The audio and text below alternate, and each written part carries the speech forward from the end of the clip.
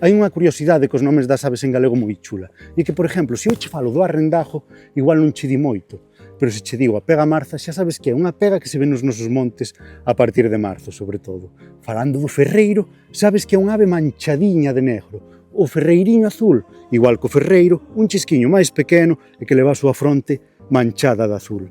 Moitos dos nomes das aves en Galicia nacen da pura observación directa. E hoxe quería falarche dunha desas aves, o cormorán, o noso corvo mariño. Con ese nome xa sabes que é unha ave, negra como un corvo, asociada a entornos de mar ou de auga como o río. É unha ave acuática especializada na pesca, por iso é habitual velo pousado nas rochas coas ás abertas. Esta postura de samurái non é casual, faino porque a súa plumaxe non é impermeable del todo e precisa secala para poder volver a voar despois de mergullarse na auga. En Galiza temos dúas especies diferentes de corvo mariño, o corvo mariño grande, máis abundante e asociado aos ríos, e o corvo mariño cristado.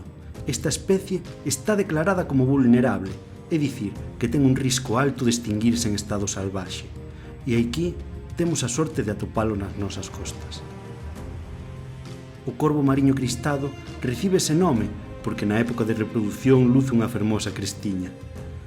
Esta especie vulnerable é un claro indicador da saúde das nosas costas, e coidalo é tamén coidar o ecosistema do que nós mesmos formamos parte. Así que, longa vida ao corvo mariño.